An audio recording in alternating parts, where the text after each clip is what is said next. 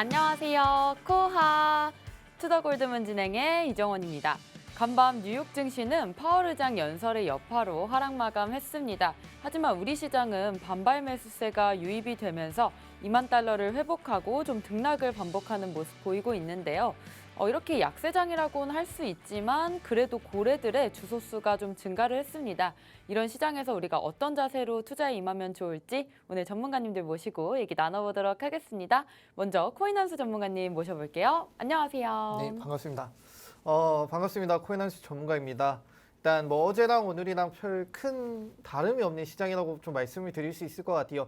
자, 그 말은 즉슨 일단 투자를 하는 입장에서도 현재 이 시장이 들어가야 될지 말아야 될지 좀 궁금해하실 수 있는 혹은 좀 걱정되실 수 있는 시장이라고 볼 수 있을 것 같습니다. 그래서 뭐 어제나 오늘이나 사람들은 어떤 방향성이 제시가 될 때까지 좀 기다리고 있는 것 같고 그 방향성이 제시가 되는 기간을 앞에 말씀해 주시겠지만 이번 주 금요일 날 또 고용지표가 발표가 되죠. 그 고용지표를 보며 사람들은 또 방향성을 선택하고 다시 들어오지 않을까 싶어요. 그렇다면 지금 이제 화요일인데 금요일까지 우리가 손 놓고 그냥 구경만 하기엔 조금 아깝지 않나. 그렇기 위해서 제가 조금 뒤에다가 또 말씀을 드리겠지만 또 반등 신호에 대한 또 신호가 있었습니다. 차트가 나왔는데 그 차트를 보시면서 지금 들어가도 되는지 혹은 뭐 매수 들어갈 종목들이 있는지 한번 같이 살펴보면 좋을 것 같다 말씀을 드리도록 하겠습니다.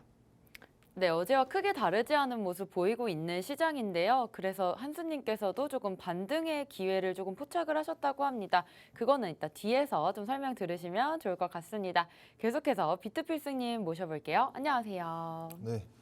오늘 장 마감되기 전에 어제 이제 비트코인이 2% 넘는 모습을 보여주었는데 뭐 강한 반등세라고 보기에는 조금 미비하죠. 저희들이 미리 말씀드렸을 때 지금 과대 낙폭을 보였다. 뭐 이제 과대 낙폭이라고 한다면 하루 선상 안에 가격적으로 큰 낙폭을 보이든가 아니면 이제 긴 시간 동안 지속적인 하락세를 보이나 이걸 과대 낙폭이라고 볼 수 있겠는데 어제 하루 정도 같은 경우에서는 이제 기술적인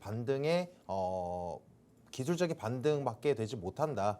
일단 앞으로도 오늘 기준으로 이제 이틀 내지 3일 정도 이제 횡보세를 보일 겁니다. 그래서 이제 이 3일 이틀 내지 3일 정도도 횡보세를 보인다라고 하더라도 양봉의 흐름세가 어느 정도 유지될 것으로 전망이 되고 있습니다. 그래서 여기 안에서 이제 다시 이제 반등을 시작하는 것인가, 이제 단기적인 가바닥 선상을 잡아주고 나서 지속적인 양봉 흐름세 유지되는 거 아닌가. 너무 기대감에 휩싸이시지도 마시고 그렇다라고 해서 지금 갑자기 또 큰 낙폭세가 한 번 더 보인다라고 해서도 결과적으로 우리들에게서는 두 가지 다 경우에 다 우리들에게는 기회 선상으로 놓여져 있을 겁니다. 그래서 지금 당장의 어떠한 물탈 시점도 아니고 강력한 매수 시점도 아니면서 더불어서 이제 손절할 시점도 아니다라는 걸 꼭 인지하시길 바라겠고 일단 내일부터 이제 내일 모레부터 이제 9월이 되겠는데 9월 달에 볼 만한 우리가 꼭 눈여겨봐야 될 지표들이 많습니다. 그래서 9월 시장에서도 확실한 한 방향으로서 추세 방향을 정해져 있기보다는 큰 등락폭이 예정되어 있는 만큼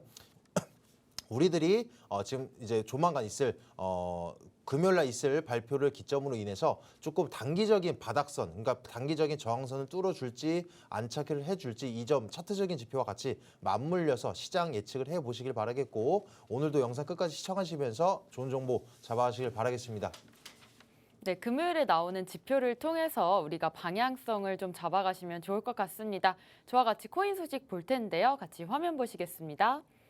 네, 샘 뱅크먼 FTX 창업자가 후업이 인수 계획이 전혀 없다고 밝혔습니다. 네, 다음으로 한국은행이 디지털 자산 기본법에 ICO 허용을 해야 된다라는 말을 했는데요.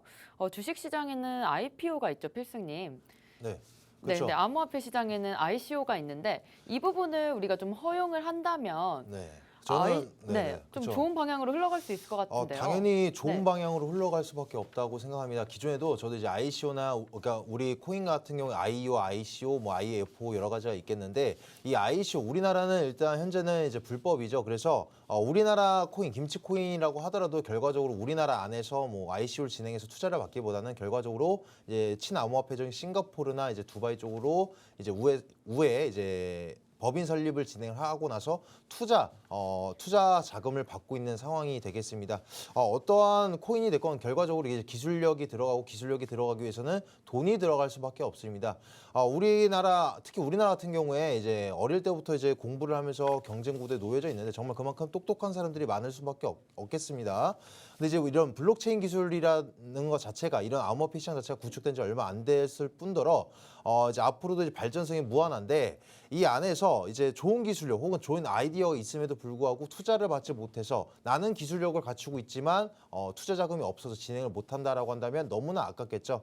일단 우리나라의 대표적인 이제 지금 현재로서는 이제 많은 신뢰를 잃은 뭐 루나도 마찬가지고 이 루나라는 사람도 루나를 만들었던 이제 결과적으로 이게 사기냐 아니냐 아직까지 이제 우리가 100% 확정지을 수는 없겠지만 어찌됐건 이 사람도 엄청난 기술력이 있고 고인재가 맞습니다. 근데 인재라고 해서 만들 수 있었던 부분은 아니다. 결과적으로 어쨌든 돈이란 자금이 들어갈 수밖에 없겠다. 한 예시로 제가 예전에 말씀드렸었는데 이제 뭐 성범죄자를 잡기 위해서 야동을 금지하는 거와 마찬가지이지 않을까라고 생각이 들어지고 있습니다. 그래서 앞으로 이제 우리나라도 친암호화폐적으로 먼저 선발 주자로서 진행이 된다라고 한다면 앞으로도 이제 조금 이제 현재로서는 이제 암호화폐 시장이 글로벌 경제를 지표로 삼진 않을 수도 있겠지만 앞으로 이제 우리 내수 시장뿐만 아니라 해외 시장까지 선점하면서 이제 그 자금을 끌어올 수 있는 충분히 큰 수익 구조의 시장을 우리나라가 선점할 수 있는 좋은 부분이다라고 말씀드리도록 하겠습니다. 네, 다음 소식 보겠습니다. 월스트리트 저널에서 테더가 재무제표상 파산 가능성이 있다고 말했습니다. 네, 마지막으로 코인원이 카카오뱅크와 실명 계좌 계약을 체결했는데요. 코인원은 지금 거래소 중에 3등이라고 하는데 좀 이번에 만년 3등을 벗어날 수 있을지 좀 궁금합니다. 코인원스님. 사실 좀 힘들지 않을까 싶긴 네. 해요. 뭐 은행이랑 이렇게 연관이 잘 된다 해서 그 거래소 자체에는 큰 이슈가 될 것 같긴 한데 그 거래소를 지금 앞에 크게 자리 잡고 있는 업비트나 빗썸 이런 거래소를 따라잡기에는 조금 힘들 것 같아요. 뭐 어마어마한 그룹들이 코인원에 투자를 함으로써 코인원의 부피가 커진다거나 명상이 좀 커진다라면 모르겠지만 그 은행과의 실명 계좌 연결 자체는 그렇게 크게 호재론 작용할 것 같진 않아요. 업비트가 저희 뭐 K뱅크라고 하죠. 뭐 K뱅크 자체가 그렇게 큰 은행은 아니잖아요. 근데 그렇다고 해서 뭐 K뱅크가 엄청 커졌냐? 뭐 큰 이득을 받냐? 뭐 이득은 받겠죠. 근데 뭐 다른 금융권 은행만큼 뭐 좋은 위치를 잡았냐? 또 그렇지는 않거든요. 그런 걸 보면서 그냥 실명 계좌는 그냥 사용하기 위한 뭐 수수료 정도의 내용이지 그렇게 영향을 줄 것 같진 않다. 앞으로도 업비트가 계속 뭐 1위권을 계속 가져가지 않을까라고 감히 좀 예측을 해봅니다. 네, 이렇게 전문가님들과 오늘 코인 소식 살펴봤습니다. 계속해서 썰전 코너 이어갈 텐데요. 오늘 주제는 지표와 비트의 방향성 알아가기에 대해서 얘기 나눠보도록 하겠습니다. 앞전에 우리가 코인 소식에서도 얘기 나눠봤었지만 ICO에 관한 얘기가 계속해서 나오고 있습니다. 코인 원수님은 좀 어떻게 보세요? 일단 뭐 ICO 얘기는 예전부터 좀 네. 꾸준히 지속적으로 나왔었죠. 일단은 뭐 미카를 예로 들 수 있는데 유럽권에서는 이미 이제 ICO 그러니까 ICO뿐만 아니죠. 암호화폐 자체의 이제 규제를 만들기 위해서 그때 뭐 ICO 그 미카 안에 뭐 채굴 금지 내용이 들어간다, 만다 이거에 따라서 또 시장이 왔다 갔다 하기도 했었어요. 그만큼 좀 사람들이 좀 주목하고 많이 관심을 가졌던 내용들이었는데 이 미카가 어느 정도 이제 확립이 됐죠. 확립이 되고 난 뒤에 이게 이제 기본 베이스 우리가 예를 들면 이제 저희가 고등학교 때 뭐 수학의 정석 같은 느낌이죠. 그러니까 이제 우리가 참조하고 배울 수 있는 그런 내용들이 될 것 같아요. 그래서 미카를 참조해서 한국은행도 우리도 미카의 내용들을 좀 참조함에 따라서 ICO를 허용해야 된다. 자, ICO를 허용해야 되는 이유는 여러 가지가 있어요. 일단 기본적으로 암호화폐 자체가 이제 제도권에 들어왔기 때문에 주식은 이제 상장하는데 허용을 해주고 이 제도권에 들어온 암호화폐는 허용을 하지 말아야 된다라는 말 자체도 좀 이기적인 내용들이 있잖아요. 거기에 더불어서 자 우리가 현재 많이 얘기하는 김치코인이라는 것들이 있어요. 김치코인이라고 하는 것들은 사실 국내 기업들이 만든 거잖아요. 국내 기업들이 만들고 싶은데 국내에서 못 만드니까 해외로 경유를 해서 해외에서 만들어가지고 가져와서 쓰는 내용들이잖아요. 그렇게 보면 결과적으로 봤을 때 우리가 ICO를 하지 말아야겠다 금지라고 했던 이유들은 내용적으로 봤을 때 문제가 되는 것들, 불법적으로 사용할 수 있는 것들을 우리가 방지하자라는 내용들이었는데 이걸 해외를 통해서 이렇게 돌아오니까 똑같은 내용이다. 결과적으로 그냥 국내에서는 방지를 했지만 해외로 이렇게 돌아서 들어오는 내용들 보면은 금지한 거랑 금지 안 한 거랑 별 다른 반응이 없다, 내용이 없다라는 내용이 나오면서 국내에서도 그냥 차라리 그럴 바에는 국내에서 우리가 관리 감독할 수 있는 내용들로 ICO를 좀 허용하자 그렇게 함에 따라서 이제 미국 같은 경우는 지금 암호화폐를 선두주자라고 할 수 있죠. 암호화폐 관련해서 우리가 이끌어 가겠다라는 내용인데 이 암호화폐 버릴 수 없다라면 우리도 꼭 챙겨가야 되는 부분이라고 생각을 합니다. 그래서 이제 한국에서도 어느 정도 암호화폐를 수용하고 그에 맞게 발빠르게 규제도 하고 있고 그다음에 코인 상장 같은 것들 코인 상장도 함부로 할 수가 없겠죠. 어떤 기준과 그다음에 상장 폐지 기준도 정해야 되는 부분들이 좀 잡혀들면서 우리 암호화폐 시장이 이제 안정권에 많이 접어들었다라고 좀 말씀을 드릴 수 있을 것 같습니다. 네, 미카를 참조해서 좀 ICO를 허용을 해야 된다는 얘기에 대해서 좀 나눠봤습니다. 사실 암호화폐도 제도권에 들어온 이상 이렇게 주식처럼 IPO처럼 ICO를 할 수 있을 것 같은데 사실 국내에서는 아직 그런 시스템이 없기 때문에 김치코인 같은 경우도 해외에서 상장을 하고 나서 한국에 들어오는 실정인 것 같습니다. 따라서 이러한 법안을 좀 만들려는 계획인 것 같은데요. 아까 우리가 말했던 9월 2일에 우리 금요일이죠. 비농업 고용지수 발표가 있습니다. 이 부분으로 좀 9월 차트를 좀 예상을 해볼 수가 있을 텐데 비트필승님 좀 어떻게 보시나요?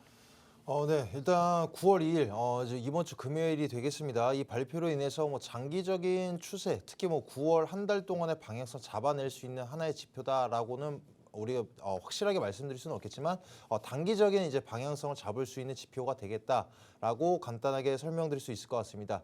일단 이제 저번 달 같은 경우에서도 이제 비농업 고용 지수가 발표됐을 때 예상치보다도 훨씬 상회하는 수준이 나와줬습니다. 그로 인해서 이제 많은 분들이 여쭤보시는 게 이게 도대체 고용 지수가 좋게 예상치보다 좋게 나온 게 시장을 좋게 바라봐야 되냐, 혹은 금리 인상을 단행할 수 있으니까 악재로서 우리가 눈여겨봐야 되냐라고 많은 분들이 매번 여쭤보시거든요. 근데 일단 전체적인 거시적인 경제를 봤을 땐 당연히 좋을 수밖에 없습니다.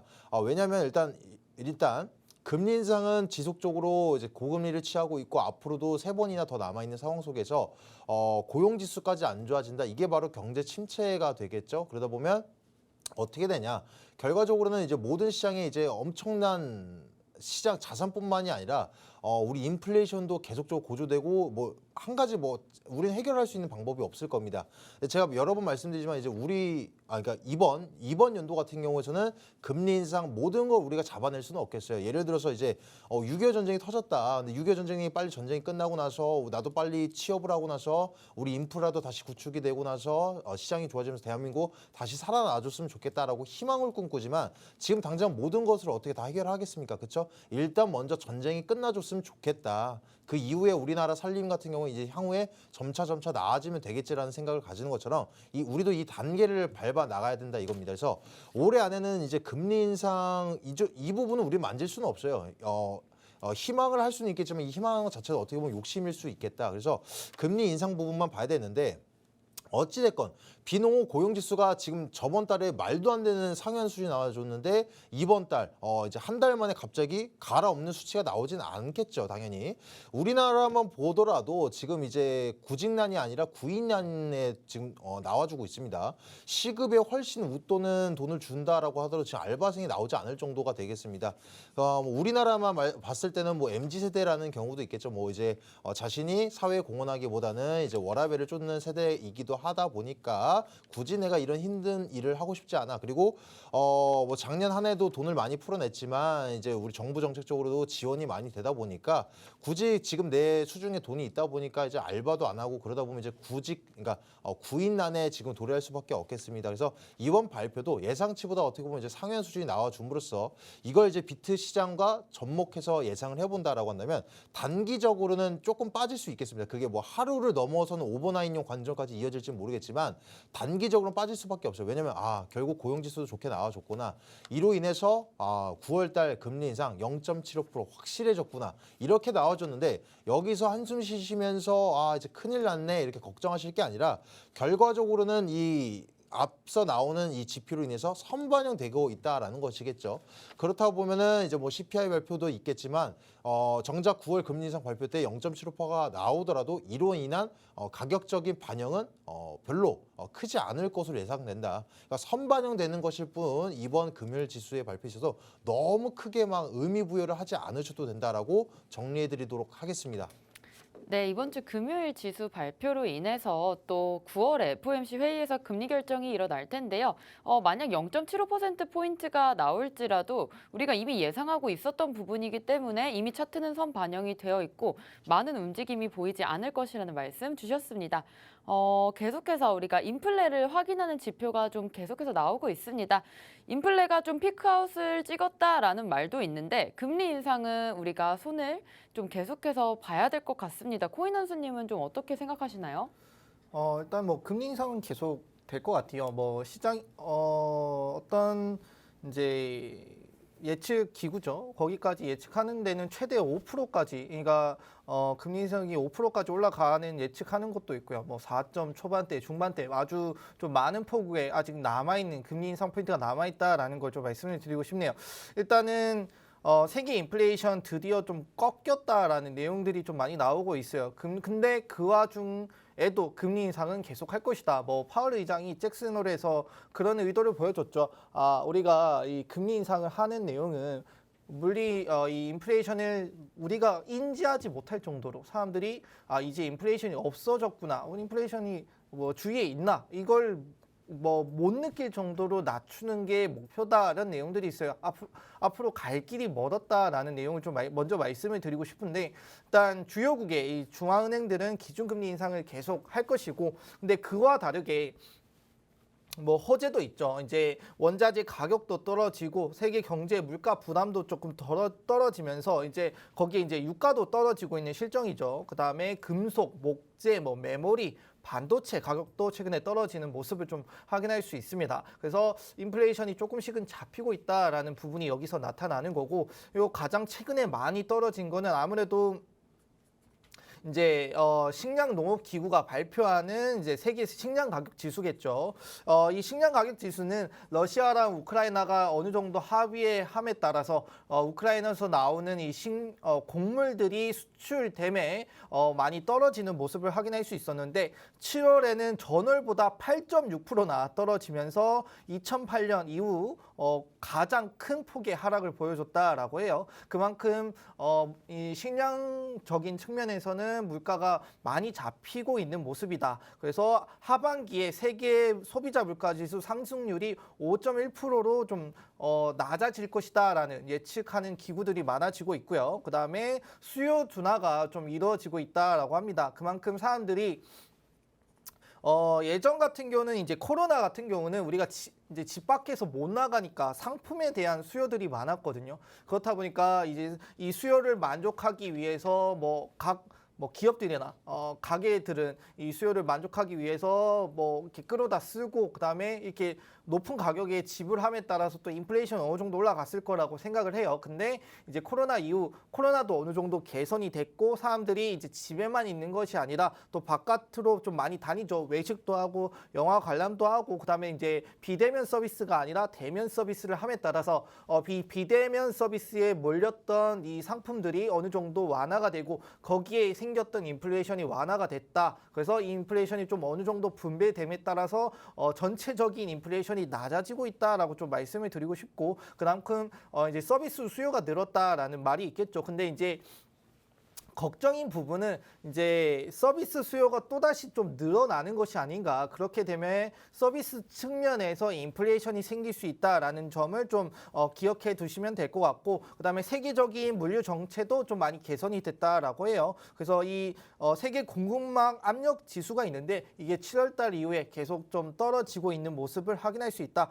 그리고 이제 뭐 지역마다 편차는 있다라고 합니다. 뭐 러시아가 가스를 공급하는 예측하는 뭐 유럽은 계속 지금 물가가 점점 좀 올라가고 있고 특히 영국 같은 경우도 뭐 역대급으로 전례 없는 물가 상승을 보여주면서 미국과는 다르게 뭐 한국도 좀 괜찮은 편이죠. 미국, 한국과는 다르게 우리가 좀 다른 국가들은 아직도 여전히 높은 수치를 보여주고 있다라는 걸 말씀을 드리고 싶네요. 자, 근데 우리가 가장 많이 신경 쓰는 건 아무래도 미국이겠죠. 미국 같은 경우는 이제 최근 달러 강세에 따라서 뭐 수입 물가 하락 등 그다음에 이제 물가 상승률이 어느 정도 빨리 하락할 것으로 좀 많은 예측을 하고 있어요. 그만큼 많은 기관들이나 나라들이 좀 주목하고 있는 부분이죠. 그래서 이 파월 의장이 이런 얘기를 했죠. 우리가 물가 지수 개선만으로는 물가 상승률이 내려갔다라는 걸 확신하기 힘들다. 한 차례, 두 차례 이거 가지고는 안 된다. 지속적으로 계속 하락하는 모습을 보여줄 때까지는 강력한 금리 인상을 할 것이다라는 내용들이 좀 배포를 했었는데 그 부분들이 뭐 올해뿐만 아니라 올해 뭐 FOMC가 3번이 남았는데 이 FOMC 3번 한다고 해서 끝나는 것이 아니죠. 내년에도 FOMC가 계속 남아 있고 그 FOMC도 여전히 상승할 가능성이 있다라는 걸 좀 체크해 두시면 되고 이 금리 인상 포인트가 아까 5포인트, 5.1포인트라고 말씀을 드렸어요. 지금 이제 이 3포인트 정도 될 것으로 예측이 되는데 앞으로도 뭐 몇 차례 더 남아있다라는 뜻이 되겠죠. 그러면은 뭐 적어도 3번, 4번, 내년까지 포함해서 한 2번, 뭐 총 한 5번, 6번의 금리 인상 포인트가 남아있다라는 걸 좀 확인해 두시고 그 이후에 금리 인하가 될 것 같다. 좀 기억해 두시면 될 것 같아요. 이제 시장 자체가 좀 많이 흔들릴 수는 있어요. 금리 인상할 때마다. 근데 할 때마다 그런 포인트들이 있었거든요. 금리 인상하면 떨어지고. 근데 다시 올라옵니다. 결과적으로 봤을 때 금리 인상했던 시기와 그다음에 시간이 지나면 그 포인트는 똑같이 수평이 맞춰지기 때문에 그걸 너무 걱정하지 마시고 투자를 하시면 될 것 같다 말씀을 드리도록 하겠습니다. 네, 세계적으로 인플레이션이 꺾이는 지표들이 지금 계속해서 나오고 있지만 금리 인상은 좀 불가피할 것 같습니다. 이제 앞으로 5번 정도의 금리 인상이 남았는데요. 이 이후에는 금리 인하가 나올 거고 또 금리 인상 후에 차트가 잠깐 하락을 할지라도 결국에는 반등을 했기 때문에 그 부분도 좀 지켜보시면 좋을 것 같은데요. 사실 어제도 한 2%대 반등세가 나왔습니다. 비트코인 지금 반등했다고 하는데 반등할 때마다 나오는 말이 있습니다. 이거 찐반등인가요? 우리 지금 들어가야 되나요? 이런 말들이 있는데 비트필수님 지금 시장 어떻게 보세요? 네. 뭐 아까 인사드리면서 말씀드렸던 것처럼 단기적인 일단 어제 하루는 기술적인 반등에 힘입어서 올라간 모습이고 거기에 더불어서 이제 달러가 지금 지속적으로 이제 뭐 1,400원대 넘어서고 또 1,500원대까지 바라보고 있습니다라고 나오는 와중에 어제 하루 잠깐 떨어졌어요. 그래서 마침 이제 맞물려서 이제 살짝 기술적인 반등도 이제 거래 매물대가 조금 예상치보다 조금 더 실리면서 지금 단기적 이평선을 오늘 하루 안중에는 이제 안착을 해주냐 아니면 다시 이탈하면서 밑으로 빠지는 모습을 보여주냐 지금 이런 모습을 보여주고 있는데 어찌되건 뭐 단기적인 흐름 못 맞춰도 상관없습니다. 그리고 많은 분들이 여쭤보시는 게 지금 한 번 더 크게 빠질 가능성이 클까요? 어디까지 빠질까요? 여쭤보시는데 궁금해하시는 거 당연하고 가격적인 예측하거나 혹은 시기적 예측하는 건 당연한 일입니다. 근데 이제 제가 답변을 드리고는 있지만 이 답변이 100% 신뢰할 수는 없다라는 거 그 누구도 모른다. 마이크로 스트레이지도 뭐 비트코인 4,200만 원에서 레버리지 땡겨서 샀는데 그 사람이 뭐 바보 천치라서 그때 산 건 아니겠죠? 그때 자기 신이 봤을 때 미래 가치를 힘입어서 봤을 때는 지금이 완전 지금도 매우 싸다라는 생각으로 들어간 것이지 지금 최저점이다라는 생각으로 들어가진 않았을 겁니다. 모든 투자자들 마찬가지고 뭐 신도 모를 거라고 생각합니다. 심지어 이제 뭐 우리 알트 시장을 보더라도 알트코인 종목 가격을 올리는 이 MM팀 그러니까 이걸 세력이라고 하는 이 세력들도 자신들도 내가 갖고 있는 이 자산이 무한하지 않는 이상은 정해진 가격 돈 자금 안에서 가격을 올리는데 목표치가 50%라고 하더라도 결과적으로는 100% 이상 급등할 수도 있겠고 50% 목표를 삼더라도 10%도 급등하지 못하는 모습 보일 수가 있겠습니다. 그러니까 결과적으로는 그 누구도 모른다라는 점. 그러니까 단기적인 방향성에 너무 치중 두지 마시고요. 그러니까 뭐 나 자신 레버리지를 땡기는 이런 선물 거래를 한다라는 사람이 아닌 이상은 너무 일희일비하지 않으셔도 된다.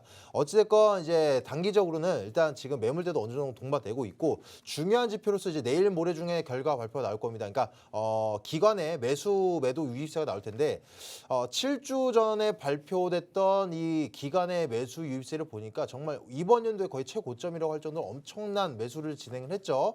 그 이후부터는 지금 최근 3주 동안 선상에서는 지속적인 매도세가 나와줬지만 매수세에 비해서는 너무나도 약세한 매도세였다. 그렇기 때문에 이번 주 안에 만약에 기관에서 엄청난 매도세를 보였다. 특히 저번 주에 있었던 이제 잭슨홀 미팅으로 인해서 기관에서도 지금 조금 불안한 심리로 인해서 불안하다라고 판단에 의해서 엄청난 매도세가 나와줬다라고 한다면 이제 스윙적인 관점에 힘입어서도 이제 앞으로는 이제 하회할 가능성이 크겠다라고 우리가 하나의 지표로서도 작용할 수 있겠지만 아직은 찐 반등도 아니고요.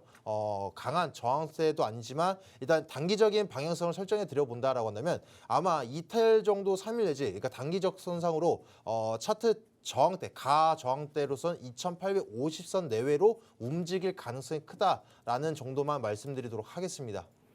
네, 지금 단기적으로 저항대 상황을 봤을 때 가저항대죠. 2850선을 좀 보시고 그 부분에서 좀 지지를 받을 수 있는지 저항을 받을 수 있는지 확인해 보시면 좋을 것 같습니다. 우리 아까 전에 얘기했던 반등이 포착됐던 징후가 있다고 하는데 이 부분에 대해서 한수님께서 좀 차트 좀 봐주세요. 예, 차트를 좀 먼저 같이 한번 보도록 하겠습니다. 자, 조금 어두워서 잘 안 보이실 수 있는데 좀 더 확대를 해보도록 하겠습니다. 일단은 이더리움 차트입니다. 이더리움 차트인데 제가 일단 4시간봉으로 말씀을 드리고 있어요. 제가 어제 방송을 할 때도 이더리움이 비트코인과 비교했을 때 이더리움 자체가 고점 대비해서 몇 프로 안 떨어졌다. 상승한 거에 비해 떨어진 게 별로 없다. 뭐 비트코인 같은 경우는 상승한 거에 비해 뭐 뱉어낸 게 더 많은데 이더리움은 유독 좀 잘 버티고 있는 모습. 그래서 머지 업그레이드의 중요성을 좀 말씀을 드렸어요. 근데 그렇다 보니까 이제 이 이더리움 자체도 지지 라인을 받는 가격대가 잘 정해져 있다라고 말씀을 드릴 수 있을 것 같은데 자 이제 뒤에 백그라운드가 적어져 있죠. 있죠. 그려져 있는데 이 백그라운드 보시면 자 여기를 고점으로 잡고요. 여기를 저점으로 잡았습니다. 자 저점으로 잡았을 때 펜이 저 흰색으로 바꿔드릴게요. 자, 이 부분이죠. 이 부분. 자, 이 부분과 고점, 저점을 잡았을 때 자, 피보나치라는 뜻은 얘가 고점을 부딪히고 이제 되돌림, 저점으로 되돌아간다라고 봤을 때 이 되돌아가는 포인트가 어디서 지지를 받고 저항을 받을 것인가 그 부분을 확인할 수 있는 부분이라고 볼 수 있어요. 자, 보통 이 되돌림 되는 구간이 보통 이게 포착되는 구간이 있거든요. 이제 0.618 구간과 0.5 구간으로 볼 수 있는데 현재 0.5 구간 그러니까 달러로 말씀을 드리면 1460 구간에까지 왔었다. 자, 우리 피보나치 찍었는데 이 구간에서 지지를 받는 모습을 확인할 수 있죠. 마우스 커서가 좀 느린데 여기 제가 계속 그어드리고 있습니다. 이 부분에서 지지를 받는 모습을 확인할 수 있었다. 자, 이 지지를 받는 건 좋은데 여기가 찐 반등이라고 보기에는 좀 어렵지 않을까. 그래서 이전에 우리가 상승장일 때 지켜봤던 게 뭔가요? 상승 다이버전스가 나왔다라면은 그 부분에서 어느 정도 시간을 들여서라도 반등이 나오는 모습을 확인할 수 있었다. 자, 밑에 제가 미리 선을 그어놨죠. 가격은 여기서부터 마우스 커서가 있는 부분부터 떨어지는데 저점이 갱신이 되었는데 RSI는 저점이 점점 높아지는 상승 다이버전스가 여기서 포착이 되었다. 그렇기 때문에 딱 반등이 나올 포인트 가격대에서 반등이 나오면서 상승 다이버전스가 나타나고 있다. 그렇게 되면 이제 두 가지 포인트가 체크가 되었죠.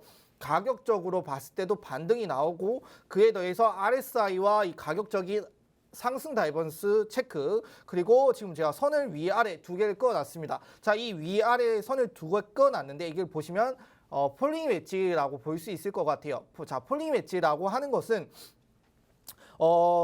자, 선을 그으면서 말씀을 드리면 이런 식이죠. 이 캔들들이 이 선 안에서 노는데 점점 저점이 높아지고 고점이 확 낮아지면서 하락에 대한 힘이 약해지고 있는 모습이다. 그리고 여기에 동반해야 되는 점이 있죠. 거래량이 점차 하락을 해야 되는데 뭐 사이사이 이렇게 뛰는 거래량이 있지만 전체적으로 봤을 때 하락함에 따라서 하락 추세가 끝나가고 있겠다. 그러면 이 상단에 이 선을 이탈을 한다라면은 충분히 추세 전환이 확실히 이루어지는 모습을 체크할 수 있다. 그래서 이 이더리움의 방향성을 보시면서 투자를 하시면 알트코인 뿐만 아니라 뭐 이더리움, 뭐 메이저 알트 모두 등등 수익을 볼 수 있는 구간이 나타나고 있다라는 거, 이 점을 보시면서 좀 접근하시면 좋겠다 말씀을 드리도록 하겠습니다. 네, 한수님께서 차트까지 봐주시면서 우리가 반등포착의 기회를 좀 잡을 수 있을 것 같습니다. 오늘 이렇게 지표와 비트의 방향성 알아가기에 대해서 얘기 나눠봤습니다. 저희는 잠시 후에 코인스쿨로 돌아오겠습니다.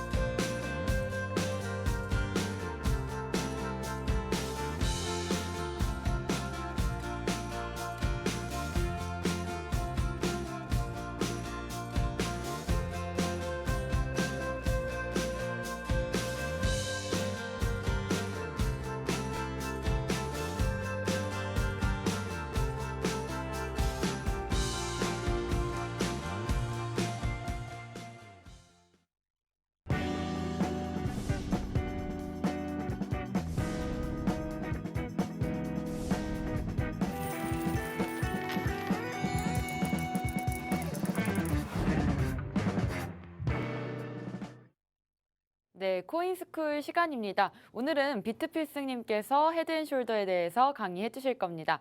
오늘 강의로 많은 정보 얻어가셨으면 좋겠습니다. 비트필승님 모셔볼게요. 네, 오늘도 이제 실전 매매 차트 기법을 알려드리기 앞서서 재미난 얘기 및 우리가 눈여겨볼 수 있는 지표로서 말씀드리고자 하겠습니다. 일단 제가 오늘 가지고 온 재미난 주제는 뭐냐면 자, 치킨을 보면 인플레가 보인다. 우리 서민 음식이라고 하는 이 치킨에 있어서도 이 치킨 등락폭을 최근에 이제 이슈가 되고 있는 이슈기도 하죠. 아무튼 이제 이 치킨 가격을 보면 인플레이션이 보일 수 있다라는 이유에 대해서 간단히 설명을 드려본다면 일단 치킨 지금 일단 가격 특히 BBQ 회장이 3만 원대는 돼야 된다. 치킨도 너무 싸다라고 하면서 지금 계속적인 인상을 내비치고 있는데 이유 명분으로서는 남는 게 없다라고 하는데 정말 과연 남는 게 없을까? 그래서 이 남는 게 없는지 단순히 우리가 추상적인 생각을 하는 것이 아니라 가맹점 그리고 소비자 그리고 프랜차이즈 그리고 입장에서 그 가지 세 가지 입장에서 어느 구간이 지금 문제가 있는지 누가 이런 문제를 일으키고 있는지에 관련돼서 한번 알아보도록 해보겠습니다. 일단 우리나라도 지금 지속적으로 1인당 그 닭 소비량이 지속적으로 이제 증가하고 있는데 우리나라뿐만이 아니라 특히 이스라엘 그리고 브라질, 미국 같은 경우에 있어서는 거의 주식으로 치킨을 그러니까 닭을 소비를 하고 있습니다. 근데 이제 전 세계적으로 이렇게 왜 닭보다 그러니까 닭을 소나 돼지보다도 많이 이용하냐라고 한다면 아무래도 이제 원초적인 개념으로 봤을 때도 이제 저렴한 단백질 원이다 보니까 이 돼지나 소에 비해서도 빠르게 닭이 성장을 하고 또 그만큼 먹는 사료값도 없다 보니까 그 말은즉슨 이제 생산 단가가 낮다 보니까 닭에 대한 수요도가 높을 수밖에 없다. 전 세계적으로 알 수가 있겠습니다. 그래서 그러다 보니까 이제 치킨을 서민 음식이라고도 부르고 있는데 우리나라도 워낙 많이 먹다 보니까 이 가격이 올랐을 때 민감할 수밖에 없어요. 서민 음식이다 보니까. 그런데 최근에도 이 가격 인상으로 인해서 난리가 나고 있는데 재미난 사실을 말씀을 드려본다면 지금 대형마트에서 이제 반값 치킨이라고 한다면서 이제 뭐 싼 치킨들이 나오고 있죠. 이제 대형마트들끼리서도 10원 단위로 싸게 내비치면서 이제 물 한정 물량이긴 하지만 지금 내비치고 있는데 우리나라에서 가장 유명한 이제 BBQ, 뭐 BHC, 뭐 또 교촌이 있겠는데 이 BBQ에 있는 최대 주주가 제가 이제 뭐 따로 말씀드리진 않겠지만 이 싼 대형 할인마트에서 팔고 있는 이 싼 반값 치킨의 같은 최대 주주란 걸 혹시 알고 계셨습니까? 그 말은즉슨 제가 뭐 그 4명까지는 제가 다 파악하진 못하더라도 제가 생각했을 때는 뭐냐면 일단 지금 치킨에 대한 가격 인상안으로 인해서 이미지가 너무 안 좋습니다.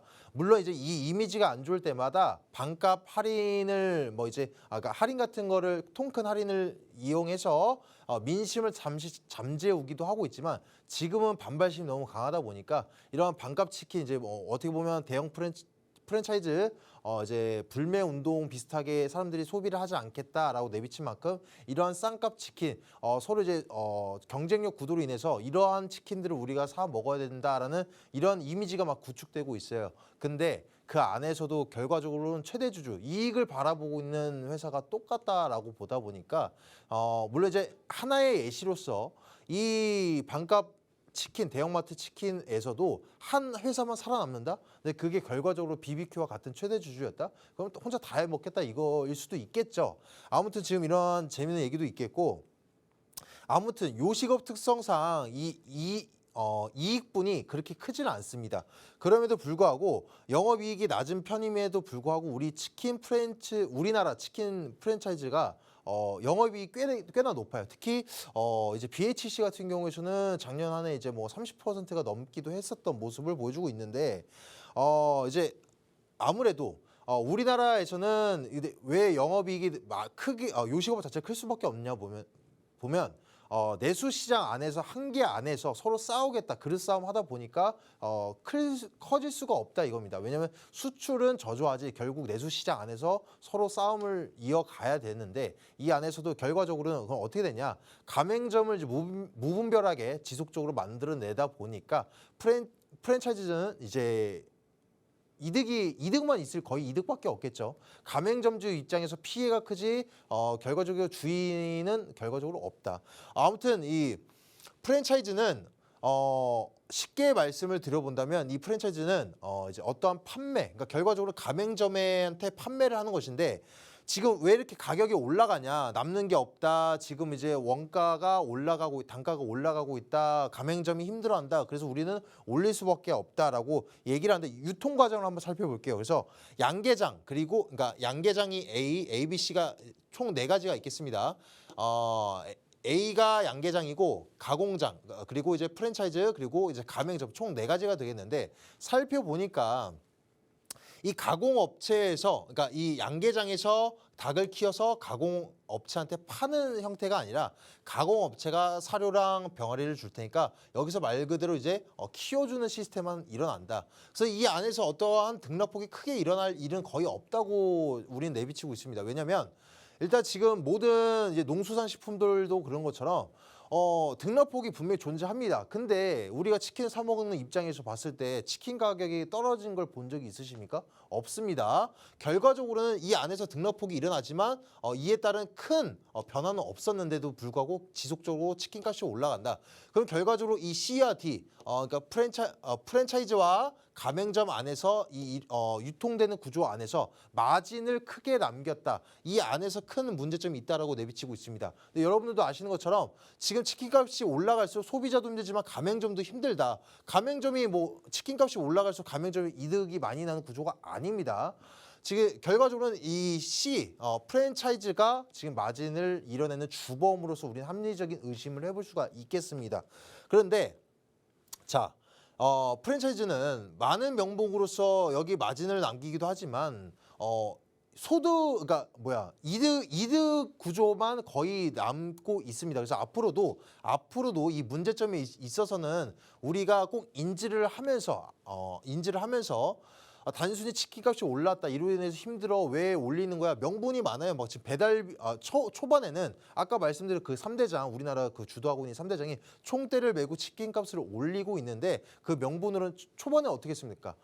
단순히 계속 치킨값을 올리자니 너무 반발력이 심하니까 배달 팁을 받겠다라는 식으로 치킨값을 올리고 그러다 보니까 원자재 값이 올라가니까 실질적으로 지금 이제 원자재 값도 올라가고 하다 보니까 원가가 올라가는 건 사실이 맞습니다. 근데 이만큼 계속적으로 올릴 만큼치는 아니다라는 점은 우리는 기분 당연히 나쁠 수밖에 없는 거고요.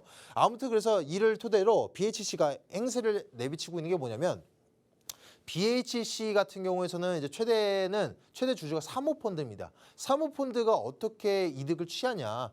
단기적으로 이제 상장 요건을 맞춰가지고 그로 인해서 상장이 되면은 그로 인한 이득을 취하고 나갑니다. 그게 사모펀드의 어떻게 보면 기본적인 이득 구조 원리가 되겠는데 BHC 같은 경우에 이러한 언론사도 이제 만지기 위해서 지금 뭐 아웃백도 인수를 했죠. 그로 인해서 다른 요식업들도 막 이제 인수를 해내려고 내비치고 있는데 그 와중에 언론사까지 이제 이제 살려고 했으나 아직 그렇게까지 단계까지 밟아 나가진 못했지만 이런 행태를 봤을 때 BHC가 지금 상장을 노리는 것이 아닌가 뭐 이러한 모습도 내비치고 있습니다. 아무튼 그래서 우리는 이런 치킨 최근에 있어서 다른 정보다 얘기를 해주셨는데 이발비라든가 이런 가격이 올랐을 때 우리는 실제로 피부에 와닿는 이러한 서민 음식, 서민 어떠한 소비와 공급이 일어나는 부분을 봤을 때 어느 정도의 지금 시장이 어려운지를 우리는 예측해 볼 수 있다라는 점을 간단하게 재미삼아 말씀을 드려봤습니다. 일단 오늘 그래서 말씀드릴 것은 머리 어깨형, 그러니까 일명 헤드앤숄더라고도 하고 역 머리 어깨형, 역 헤드앤숄더에 관련해서 말씀을 드려볼 건데 머리 어깨형, 그러니까 캔들의 패턴의 대표적인 추세 전환형 패턴이다. 추세 전환형 이것만 인지를 하시면 되겠습니다. 여러분들 아시는 것처럼 이제 머리 어깨 이렇게 있는데 자. 그러니까 한마디로 이제 목 부분이 중요하겠죠. 이제 상승 추세선, 대각선인 경우가 있겠고 이제 직각적으로 움직이는 헤드앤숄더가 있겠습니다. 근데 중요한 것은 상승 추세, 그러니까 머리 어깨형, 그러니까 헤드앤숄더인데 상승 추세가 아니라 하락 추세인 머리 어깨형은 없다라는 점. 그런 것을 이제 머리 어깨형이라고 부르지 않는다는 점. 자, 고점이 3개 있으면서 고점 중 가운데가 이제 여기를 머리라고 하고 나머지를 어깨라고 하고 왼쪽 어깨, 오른쪽 어깨 이렇게 말을 하고 있습니다. 부른다. 다른 이름도 있겠습니다. 이제 삼봉우리처럼 보인다라고 해서 삼봉형이라고도 부르고 영어로는 방금 말씀드린 것처럼 헤드앤숄더라고도 부른다. 이 머리 어깨형은 이 상승 추세의 끝을 나타내는 가장 정확한 패턴 중 하나다. 근데 중요한 팁을 말씀드려본다면 이거 같은 경우에서는 우리가 스캘핑 관점으로 이용하기 조금 어려우시다. 뭐 1분봉, 3분봉, 5분봉, 15분, 3분, 30분 이거를 봤을 때 좀 어렵고요. 물론 1시간을 이용할 때도 있겠지만 거의 그런 경우도 비중적으로 너무 저조하고 또 1시간도 단기적인 1시간을 보는 것이 아니라 장시간의 1시간을 봤을 때 머리 어깨 헤드앤숄더를 볼 가능성은 있겠지만 거의 없다. 약간 이제 스윙적 혹은 중장기적인 관점을 봤을 때 우리가 그 머리 어깨형을 그러니까 적어도 4시간 현상 이상을 활용하기에 좋은 패턴이다라는 걸 말씀드리도록 하겠습니다. 그래서 특징을 말씀드려본다면 상승 추세를 지나면서 이제 주가 고점을 찍고 하락하는 이 추세를 형성한다. 주가가 다시 상승해서 이제 전고점보다 더 높은 최고점을 형성하고 다시 하락하는 모습을 대표적으로 나타낸다. 세 번째로 다시 상승하지만 이 전고점 수준, 그러니까 아까 말씀드린 것처럼 3가지 삼봉우리를 만들어냈는데 이렇게 지속적으로 올라가는 모습을 보이지 않고 이 세 번째가 가운데의 최고점을 넘어서는 모습이 나오지 않는다라는 것이 바로 머리 어깨형 특징이다라고 말씀드리도록 하겠습니다. 자, 그 다음에는 이제 반대로 영 머리 어깨형 어깨가 되겠습니다. 이것도 마찬가지로 추세 전환형 패턴의 대표적인 우리 매매 기법인데 아까 말씀드렸던 이 머리 어깨형 반대 모양으로 이 3개의 저점 중에 가운데 저점이 오른쪽 어깨보다 높을 수밖에 없고 또 이제 전 저점을 뚫어주는 모습을 나오는 것이 바로 역 머리 어깨형의 특징이다. 이것도 마찬가지로 역삼봉형 혹은 역 헤드앤숄더라고도 부르는 다른 이름이 있겠습니다. 역 머리 어깨형은 하락 추세의 끝을 나타내는 가장 정확한 패턴 중 하나다. 그리고 이제 특징을 말씀드렸을 때도 얘도 마찬가지입니다. 아까 이제 목 부분이 일정하거나 혹은 얘는 반대로 떨어지는 모습을 보여주겠죠. 얘도 반대로 올라가는 모습에 영 머리 어깨형 패턴은 없겠습니다. 주가가 다시 하락하면서 전 저점보다 더 낮은 최저점을 형성하고 다시 상승하는, 그러니까 상승을 우리 포인트를 포착할 수 있는 중요한 기법이 되겠고, 세 번째로 다시 하락하지만 이 아까 말씀드린 것처럼 그러니까 세 번째 오른쪽 어깨가 결과적으로 이 가운데 있는 머리를 넘어서는 모습이 나와서는 안 된다. 그리고 이제 제가 실질적인 차트를 가지고 와봤는데 자 보겠습니다.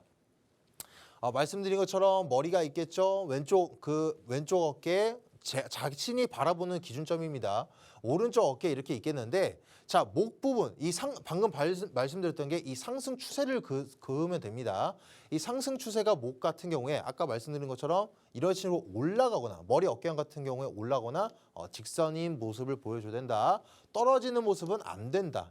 이 두 가지만 해당이 되겠는데 자, 왼쪽 어깨를 봤습니다. 여러분들이 보셨을 때 물론 이 저점에서 잡으셔가지고 상승 추세선 따라서 여기서 저점 잡으셔가지고 여기서 매도하고 나서 다시 저점 잡고 나서 매도하시면 당연히 가장 훌륭한 방법이 되겠지만 여러분들이 이게 머리 어깨형 패턴이 진행되기 전부터 얘는 머리 어깨형이다라고 인지를 할 수 있는 사람은 거의 없을 겁니다.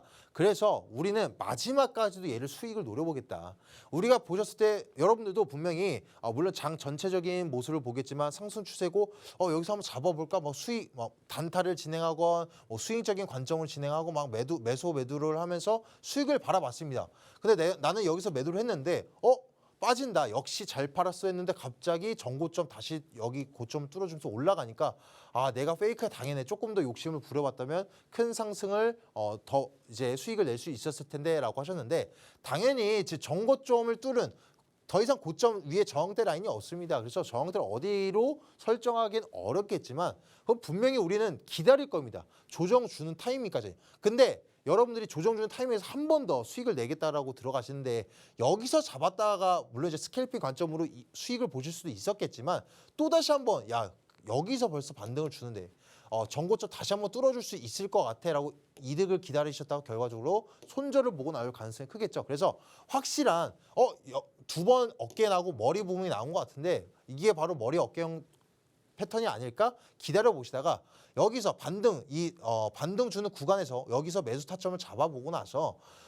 결과적으로는 적어도 안정적으로 왼쪽 어깨에 맞춰서 매도를 그 부근 내외로 매도를 진행하시더라도 마지막까지 우리는 수익이 날 수 있는 구간을 주어진다. 물론 여러분들이 이게 머리 어깨형 패턴이라고 인지를 못하시면서 지속적으로 기다리시다가 여기서 빠졌을 때 한 번 더 반등을 주겠지 마냥 아무 생각 없이 진입을 하시다 결과적으로 계속적인 낙폭세를 입어서 지금까지 수익이 났던 것들을 다 내뱉을 수밖에 없겠죠. 그래서 반대로 이 영머리 어깨형 같은 경우에서는 이게 더욱더 훌륭합니다. 아까 같은 경우에서는 상승 나고 있는 전체적인 시장 안에서도 상승 나고 있는 와중에 수익이 날 수 있는 구조지만 영머리 어깨형 같은 경우에서는 큰 수익을 바라볼 수가 있겠죠. 반대로 모습이 반대가 되겠습니다. 그래서 여기서 매수 당연히 못합니다. 얘가 영머리 어깨형이 처음부터 우리는 알 수가 없어요. 근데 삼봉우리가 만들어지고 있는데 거꾸로 된 삼봉우리가 만들어지고 있는데 머리가 확인된다. 그럼 한 번 더 테스트해보자. 여기서 잡는 것이 아니라 여기서 확신성 있게 진행하시는 건 아니라 확실한 패턴을 보고 나서 자 여기서 많은 분들은 이게 영머리 어깨형 패턴을 인지를 못하시는 분들은 어떻게 하냐. 여기서 수익이 못 났으니까 놓쳤다 아쉽다 다음에 그냥 무조건 역추세 매매 기법으로 인해서 많이 떨어진 애 사버릴래 라고 하시는 것이 아니라 자 여기서까지는 기술적인 반등 모든 차트가 일어날 수 있겠지만 여기서 지지해 주는 거 보고 나서 왼쪽 어깨보다도 낮은 모습 이런 모습을 확인을 하고 나서 진입을 했을 때 특히 목선까지 뚫어주는 확실한 추세 전환이 됐다. 물론 이제 여기다 더불어서 매물대까지 동반된 모습을 보인다라고 한다면 더더욱더 확실한 영머리 어깨형이라는 것을 인지를 하고 고수익을 바라볼 수가 있겠죠. 자, 목선까지 뚫어주는 모습 나와주니까 여기서 전체 매도 진행하셔도 되고요. 물론 이만큼만 먹어도 엄청난 수익률입니다. 남들에 비해서 훨씬 큰 수익률을 바라볼 수 있겠는데 자 나는 더욱더 욕심 내보겠어 라고 하시는 분들은 여기서 뭐 비중을 20%만 남겨놓든 10%만 남겨놓건 기다리다가 횡보세를 보이다가 지속적인 큰 매물대가 동반된 모습이 한 번 더 나올 때까지 기다리시다가 또 한 번의 고수익치를 바라보실 수가 있겠다. 한마디로 정리를 해드려보자면 영머리 어깨형 같은 경우에서는 이제 하락만 지속되다가 강한 추세 전환으로 인해서 강한 양봉의 흐름세, 강한 상승세를 노려볼 수 있는 좋은 기법이다라고 설명드리도록 하겠습니다. 오늘 이따가 오후 1시 반에도 이러한 영머리 어깨형을 실질적으로 접근할 수 있는 차트를 설명드릴 거고요. 지금부터 급등하고 있는 종목이 있는데 오늘의 히든코인도 스캘핑 관점 및 오늘 하루 오버나인용 관점에 넘어서지 않는 단타 히든코인도 말씀드리도록 하겠습니다.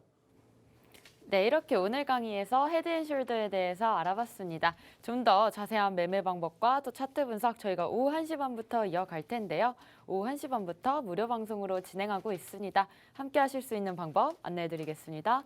먼저 컴퓨터로 들어오실 분들은 팍스경제TV 홈페이지에 들어오셔서 좌측 하단 보시면 투더골드문 배너가 있습니다. 배너를 클릭하시면 바로 전문가님들의 실시간 무료 방송을 함께 하실 수가 있고요. 또 핸드폰으로 함께하고 싶다라고 하시는 분들은 여러분들께서 매일 쓰고 계시는 녹색 창에 투더골드문 검색하셔서 상단 링크 통해서 들어오시면 됩니다. 잠시 뒤 오후 1시 반부터 무료 방송 함께 해주시면 좋을 것 같고요. 저희가 오늘 준비한 방송은 여기까지입니다. 본 방송에서 제공하는 정보는 특정 자산 가치의 상승과 하락을 보장하지 않는다는 점 유의해 주시길 바라겠습니다. 저희는 다음 이 시간에 오겠습니다. 시청자 여러분 고맙습니다.